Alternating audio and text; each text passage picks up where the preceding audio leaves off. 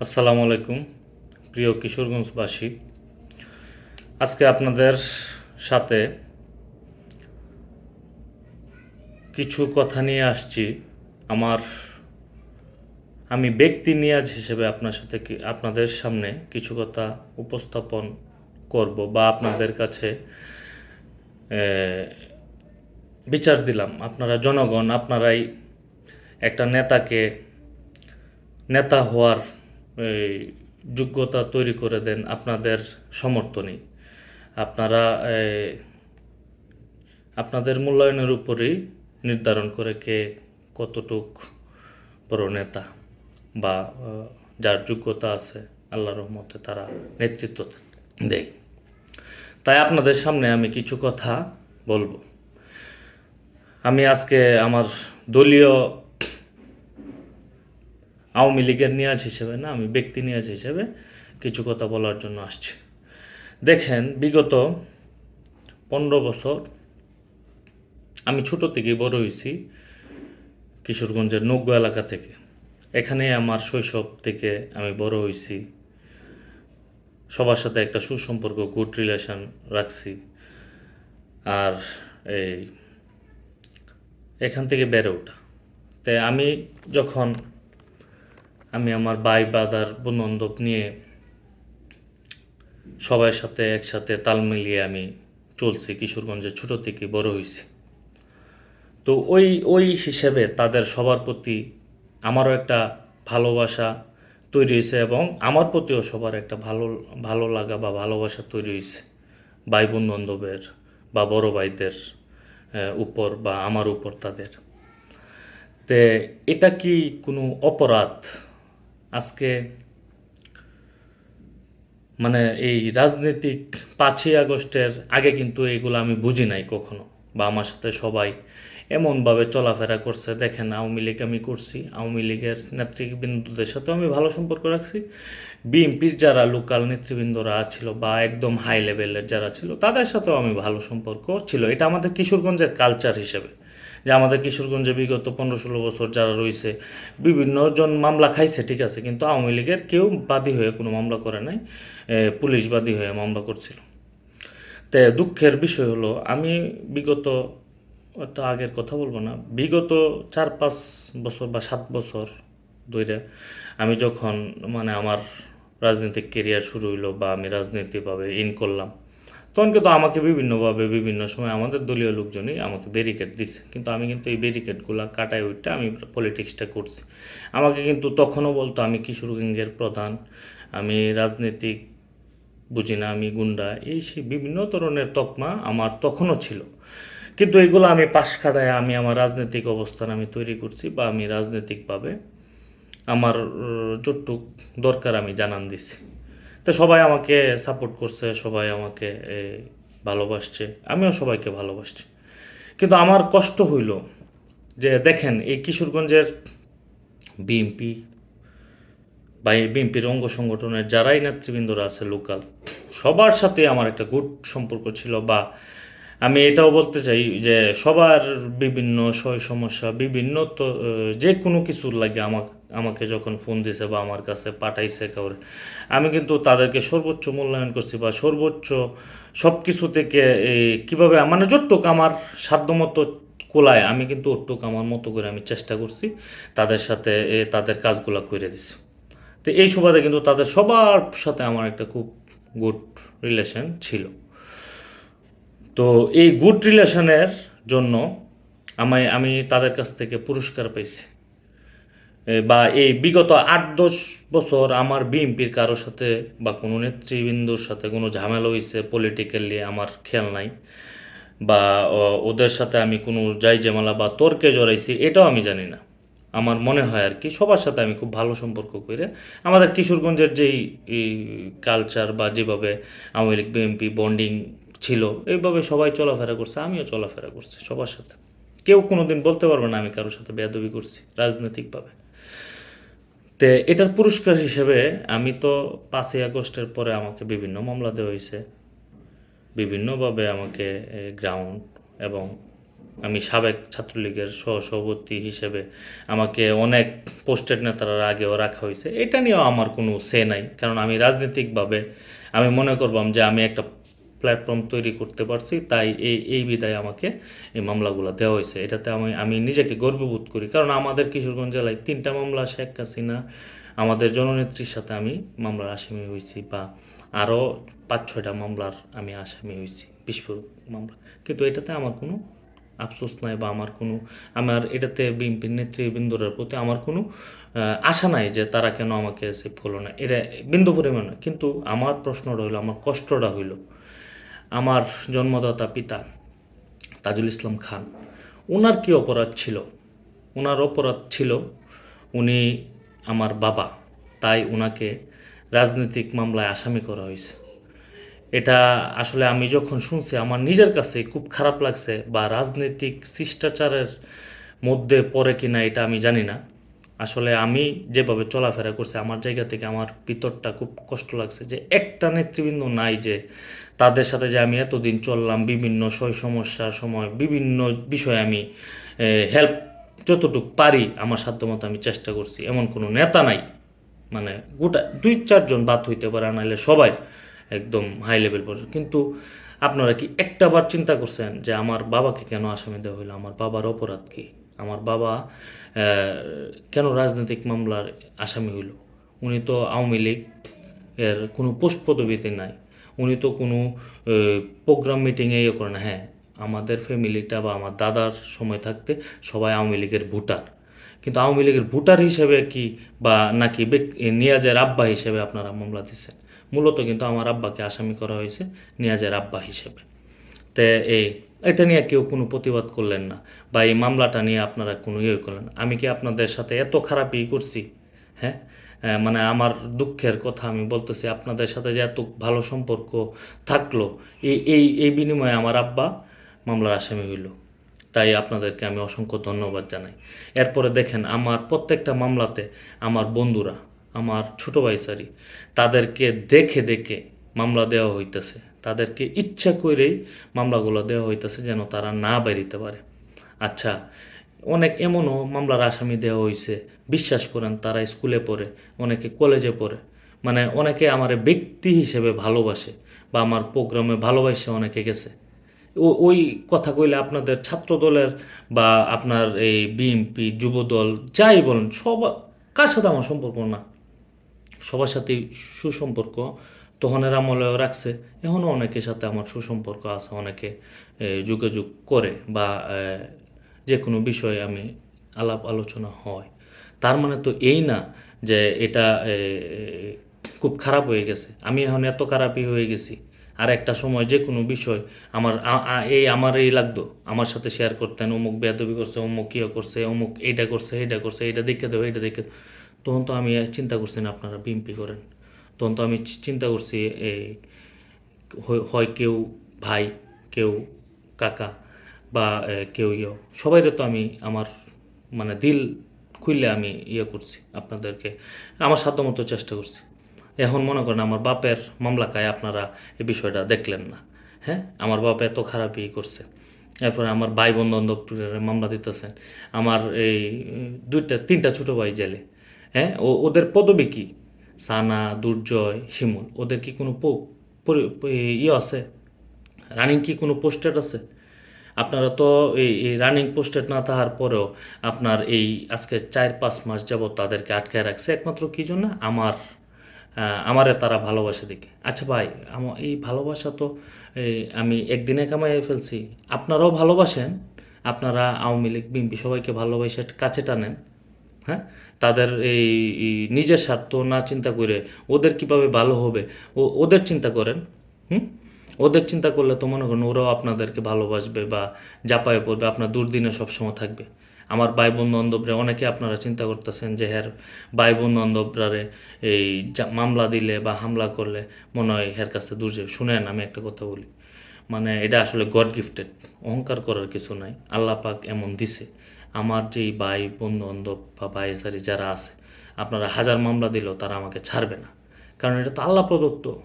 আমি তাদেরকে আমার নিজের ভাইয়ের মতো দেখছি, নিজের পরিবারকে যতটুক পছন্দ করছে, আমি আমার ভাই বোন বান্ধবকে, মানে উপরে আল্লাহ তো আছে, আমি তাদেরকে আমার পরিবারের মতো দেখছি, এইভাবে চলাফেরা করছি।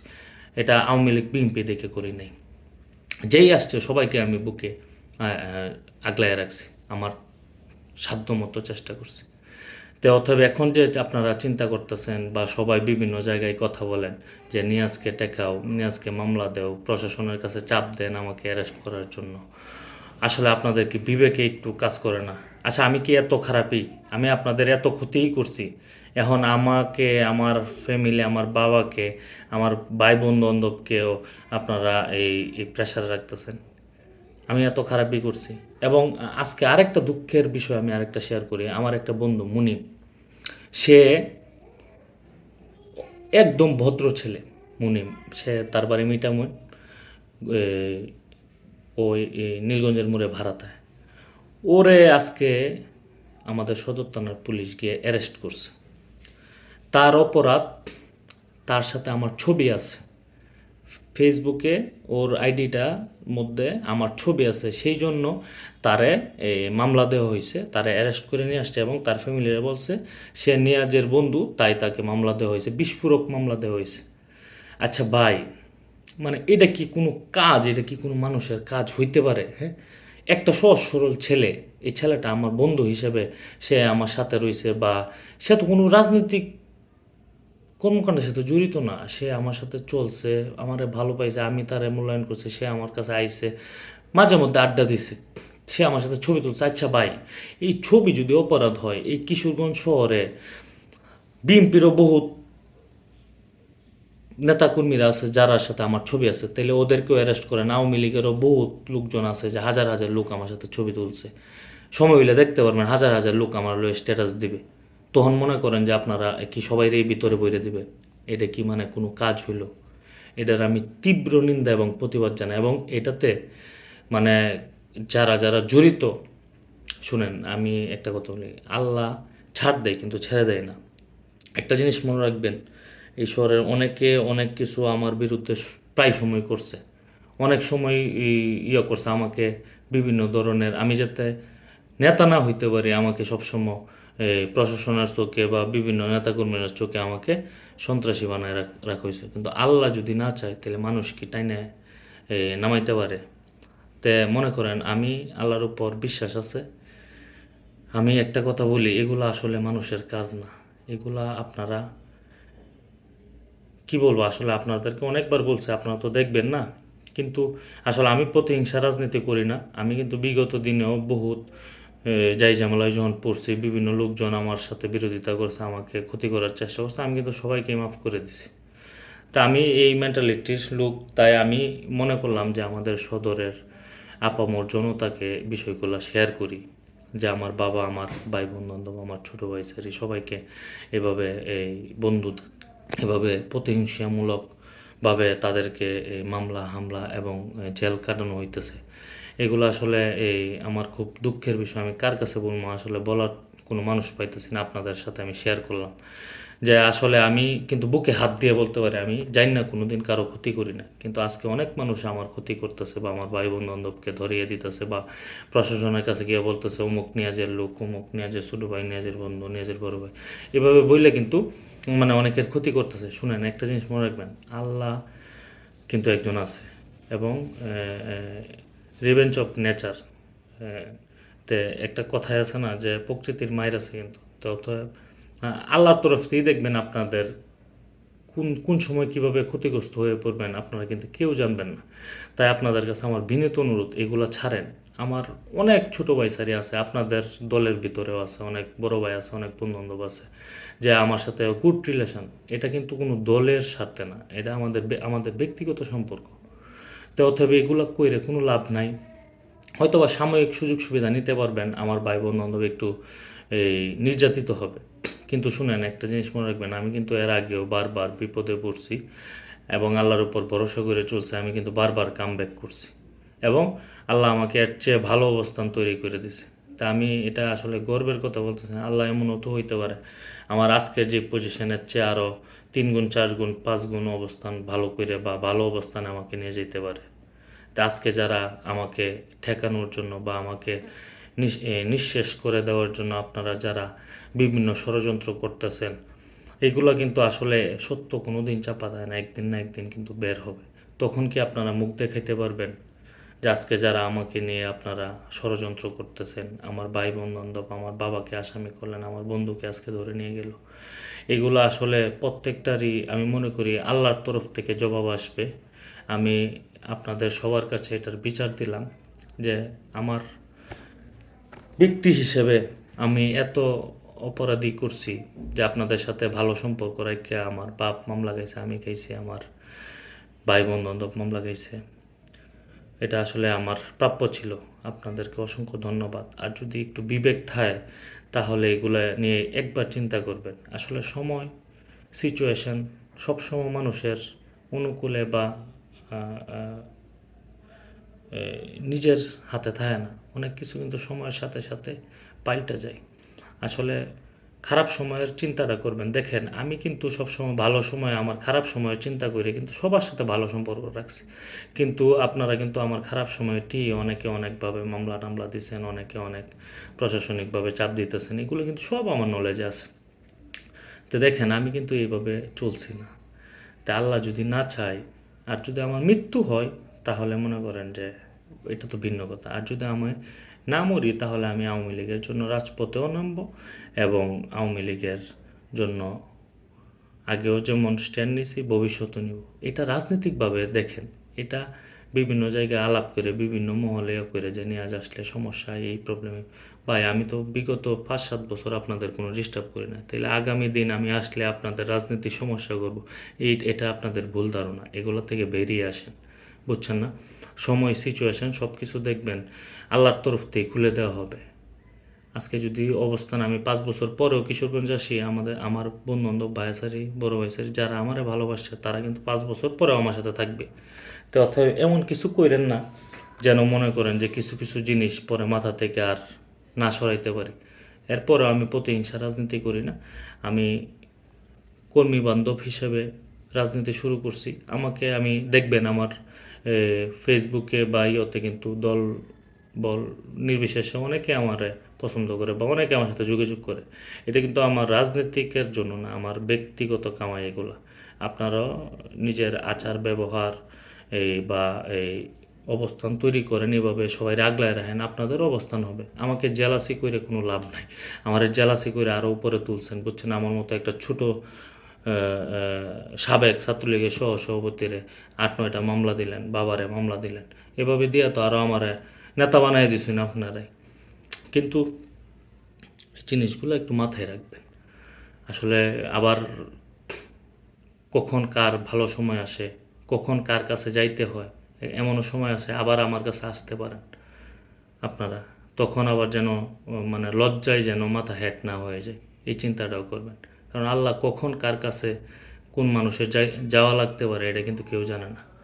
তাই অনেক কথা বলে ফেলছি। আপনারা ভালো থাকবেন আর আমার জন্য দোয়া করবেন। আল্লাহ ভরসা।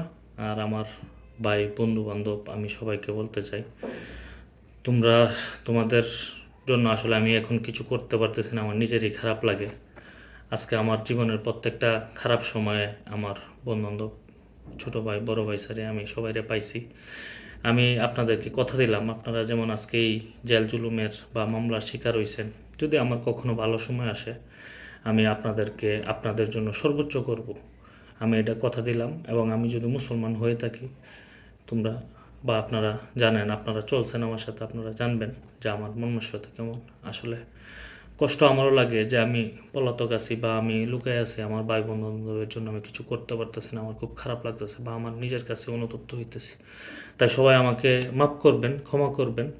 আমি আসলে আপনাদের জন্য কিছুই করতে পারি না, আমার জন্য আপনারা মামলা গাইছেন, জেল কাটতেছেন। যদি আমার কখনো সুযোগ আসে বা কখনো আমার এই এই ক্ষমতা আল্লাহ দেয়, আমি সর্বোচ্চ আপনাদেরকে নিয়ে বা তোমাদেরকে নিয়ে বা তোদেরকে নিয়েই আমি সব কিছু ইনশাল্লাহ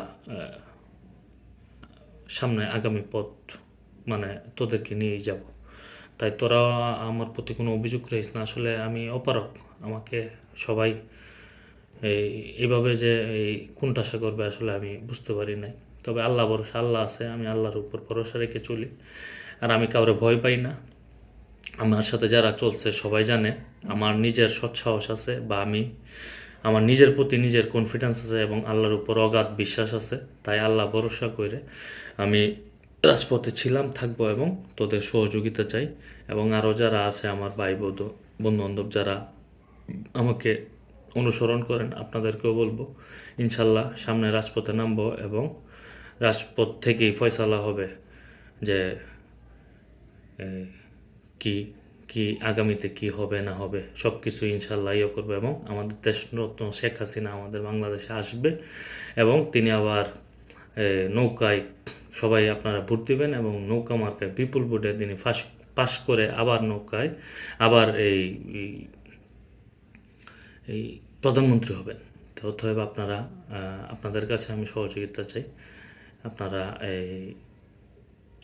এগুলা নিয়ে একটু কাজ করবেন, যে যার জায়গা থেকে জনগণকে বলবেন এবং আমি জনগণকে আহ্বান করবো আপনারা নৌকার উপরেই ভরসা রাখেন। জয় বাংলা, জয় বঙ্গবন্ধু, আল্লাহ হাফেজ।